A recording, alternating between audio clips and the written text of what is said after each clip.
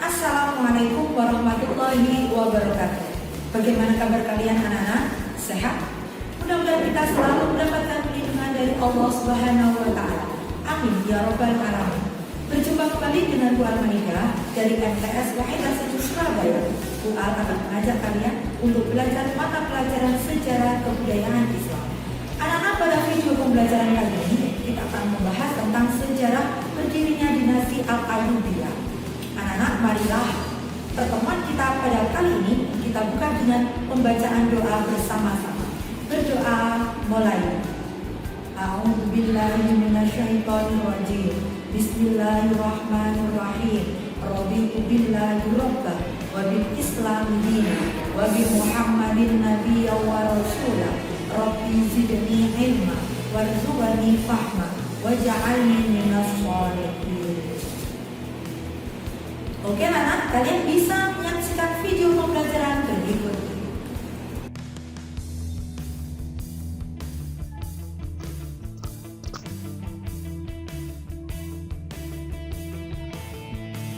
Anak-anakku sekalian, kita akan memulai pembelajaran kita di semester genap dengan materi sejarah berdirinya dinasti Al-Ayyubiyah.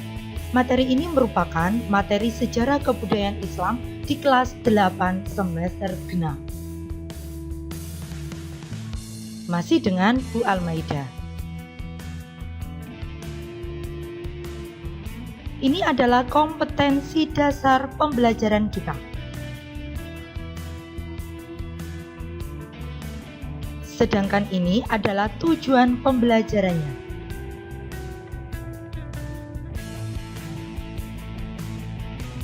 Kita mulai dengan peta konsep.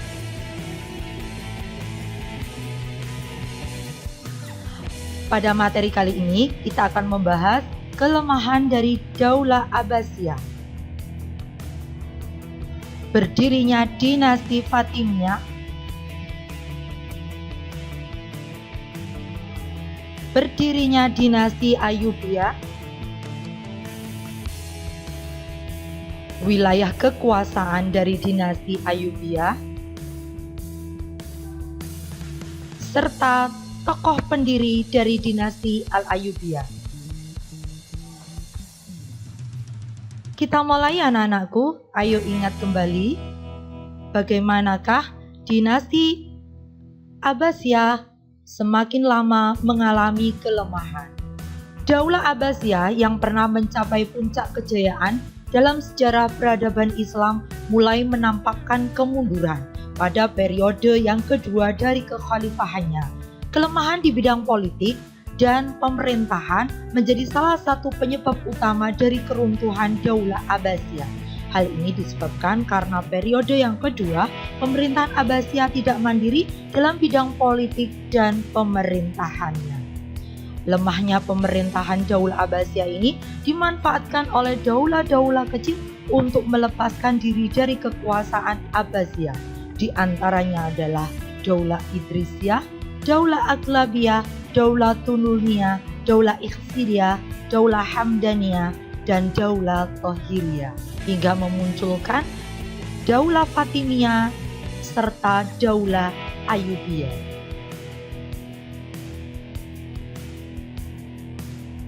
Bagian yang kedua adalah berdirinya dinasti Fatimiyah. Dinasti Fatimiyah adalah salah satu daulah Syiah dalam Islam yang dinisbatkan kepada putri Nabi Muhammad SAW, yakni Fatimah Az-Zahra, didirikan oleh Said Ibnu Husain yang merupakan keturunan Syiah Ismailiyah. Gerakan pendirian Daulah Fatimiyah tidak terlepas peran dari seorang pengikut Syiah, yakni Abu Abdillah Asy-Syafi'i. Setelah kaum Alawiyin mampu menaklukkan Daulah Aghlabiyah di Tunisia. Berdirinya Daulah Fatimiyah dengan khalifah yang pertama Ubaidillah Al-Mahdi dengan ibu kota pemerintahan di kota Qairawan, Tunisia. Sekitar tahun 969 Masehi, Panglima Tentara Fatimiyah yang bernama Jauhar As-Sikli mampu merebut Mesir dari kekuasaan Daulah Syria.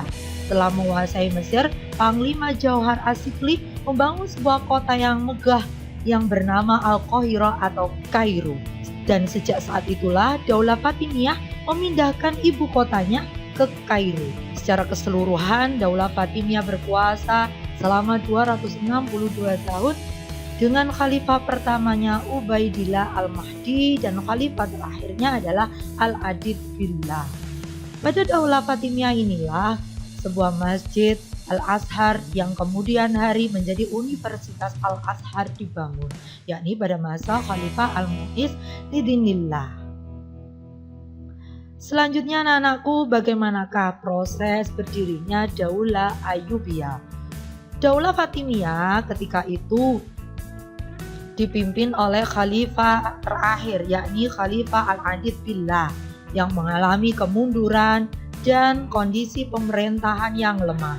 Selain karena musim paceklik, adanya penyerbuan tentara salib ke Mesir dan juga konflik internal yang dialami pemerintahan Daulah Fatimiyah.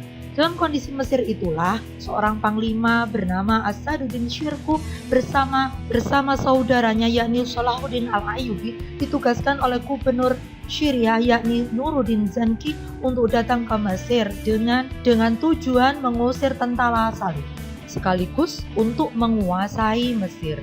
Rupanya proses ini tidak berjalan dengan mulus. Seorang perdana menteri dari Daulah Fatimiyah bernama Syawar telah melakukan persekongkolan dengan tentara salib. Akhirnya, Panglima Asaduddin Syirkuh dan Salahuddin Al-Ayyubi menangkap Perdana Menteri Syawar. Kemudian kedudukan Syawar digantikan oleh Asaduddin Syirkuh yang kemudian wafat setelah menjabat sebagai Perdana Menteri selama 2 bulan. Selanjutnya anak-anakku, Salahuddin Al-Ayyubi akhirnya didapuk menjadi Perdana Menteri menggantikan Asaduddin Syirkuh. Saat Khalifah Al-Adid Billah sakit, kedudukan Salahuddin Al-Ayyubi semakin kuat. Salahuddin Al-Ayyubi mendapat dukungan penuh dari rakyat Mesir. Apalagi Salahuddin Al-Ayyubi dan rakyat Mesir sama-sama memiliki paham Islam Sunni.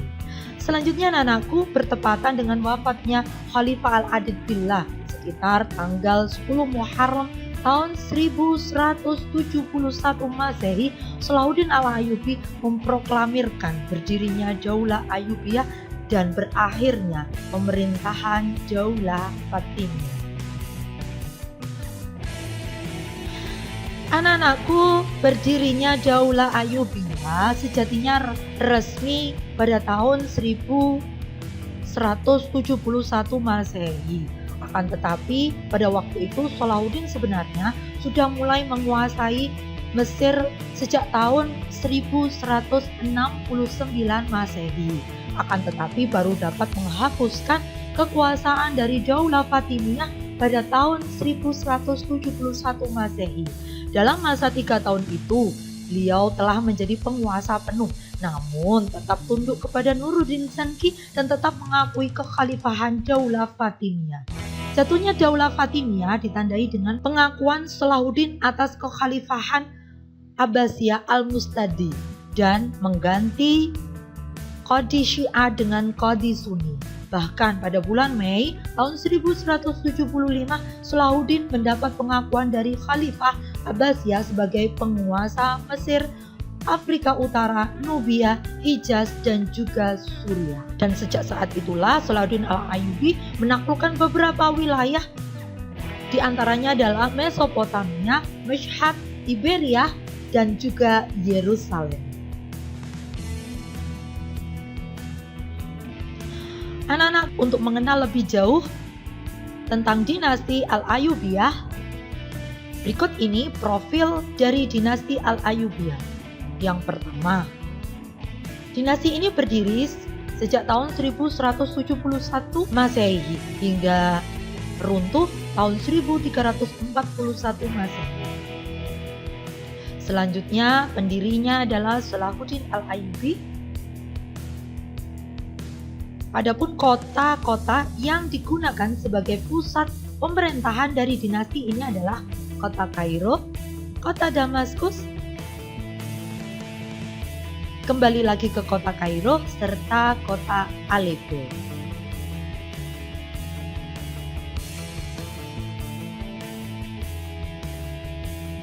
Bahasa resmi yang digunakan oleh dinasti Al-Ayyubiyah adalah bahasa Arab, bahasa Kurdi, dan juga Koptik. Agama Islam yang berpaham Sunni.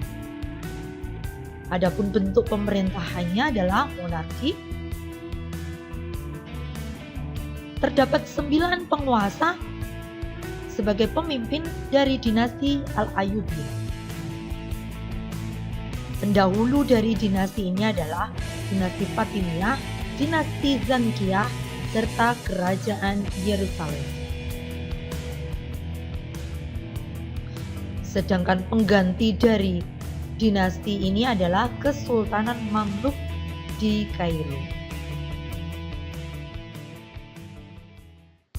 Anakku, berikut ini adalah peta kekuasaan dari dinasti Al-Ayyubiyah. Kalian bisa menyaksikan wilayah tersebut dalam tampilan berikut ini.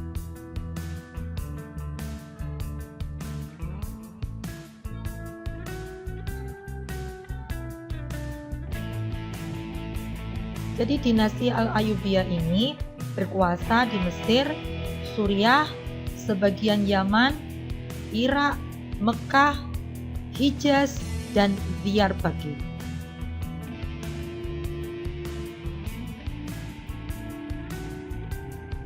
Adapun 9 khalifah yang menjadi penguasa dari dinasti ini adalah khalifah yang pertama sekaligus pendiri dari dinasti ini adalah Salahuddin Al-Ayyubi. Adapun khalifah yang terakhir adalah Malik Al-Mu'azzam Turansa.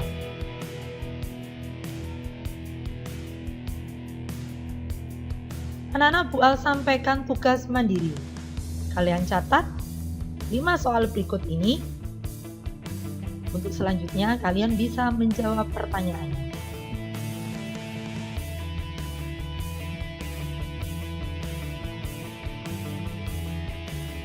Anak-anakku, untuk selanjutnya kita akan mengenal sang pendiri dari dinasti Al-Ayyubiyah, yakni Salahuddin Al-Ayyubi. Salahuddin Yusuf Al-Ayyubi atau Saladin lahir di Tikrit, Irak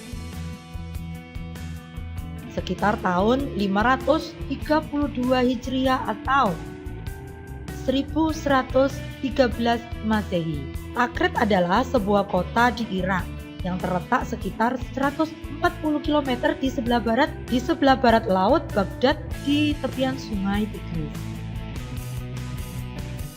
Beliau dari bangsa Kurdi, seorang panglima dan pahlawan muslim. Selain itu, beliau adalah seorang pendiri Daulah Al-Ayyubiyah di Mesir dan terkenal sebagai ahli ilmu agama Islam beraliran Sunni.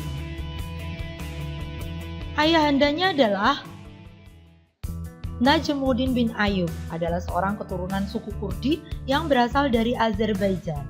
Beliau ditunjuk oleh Nuruddin Zanki, gubernur Suriah, sebagai pemimpin garnison di Baalbek. Pendidikan dan kehidupan masa muda Salahuddin Al-Ayyubi kurang terkenal oleh masyarakat. Beliau senang berdiskusi tentang ilmu kalam, ilmu fikih, Al-Quran, dan juga hadis. Ketika Nuruddin Zanki menguasai Damaskus, ayahnya memperkenalkannya kepada Nuruddin Zanki. Ia kemudian muncul di depan publik dan dikenal masyarakat menjelang keberangkatannya ke Mesir untuk menyertai pamannya yang bernama Asaduddin Syirku dalam suatu ekspedisi militer. Anak-anakku, lika-liku hidup Salahuddin Al-Ayyubi penuh dengan perjuangan serta peperangan. Peperangan yang dilalui begitu beragam. Ada kalanya hanya memadamkan pemberontakan dalam negeri yang dilakukan oleh gerakan pengacau keamanan dan makar, dan terkadang pula melawan pasukan tentara salib yang berusaha untuk menguasai dunia Islam dan merampas hak-haknya dengan penuh kekejaman. Semua peperangan itu berakhir dengan kemenangan di tangan Salahuddin Al-Ayyubi. Kota-kota Islam yang dikuasai pasukan salib yang berpusat di Baitul Maqdis, Yerusalem berhasil dibebaskannya. Walaupun demikian, dia bukanlah jenderal yang tamak, haus kekayaan dan haus darah. Hal ini terbukti sejak awal keberangkatannya di Mesir. Beliau bukan tipe orang yang ambisius.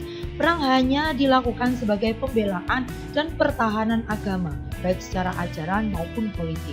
Beliau sebenarnya lebih mengutamakan perdamaian daripada perang. Hal ini tergambar dalam perdamaian yang berulang kali beliau lakukan, baik dengan kaum asasin yang mencoba mengganggu keamanan dalam negeri maupun dengan kaum salib yang dipimpin oleh raja-raja Eropa. Anak-anakku, di bagian terakhir ini Bu Ala sampaikan kata-kata bijak yang disampaikan oleh Salahuddin Al-Ayyubi. Saya meminta kekuatan, Allah memberi saya kekuatan. Saya bertanya tentang kebijaksanaan, Allah memberi saya masalah untuk diselesaikan. Saya meminta kemakmuran, Allah memberi saya tenaga untuk bekerja. Saya meminta keberanian, Allah memberi saya bahaya untuk diatasi. Saya meminta cinta, Allah memberi saya orang yang bermasalah. Saya meminta nikmat, Dia memberi saya peluang. Saya tidak meminta apa-apa untuk diri saya, tetapi saya menerima semua apa yang saya butuhkan. Masya Allah, benar-benar sosok tokoh pemimpin Islam yang luar biasa. Anak-anakku, sekiranya itu saja yang bisa Bu Al sampaikan pada video pembelajaran kali ini. Oke anak-anak, dari Bu Al, selamat belajar. Bagaimana anak-anak? Setelah kalian menyaksikan video pembelajaran tadi, apakah kalian sudah bisa memahaminya? Alhamdulillah, mudah-mudahan kalian bisa memahami apa yang sudah kalian pelajari bersama. Anak-anak, untuk penutup, marilah kita berdoa bersama-sama. Berdoa mulai. A'udzubillahi minasyaitonirrajim. Bismillahirrahmanirrahim. Allahumma inni astaghfiruka ma 'allamtani farduhu ilayya inda hajati wa la tansani ya rabbal alamin. Akhiru kalam wa billahi taufiq wal hidayah wal ridha wal inayah. Wassalamualaikum warahmatullahi wabarakatuh.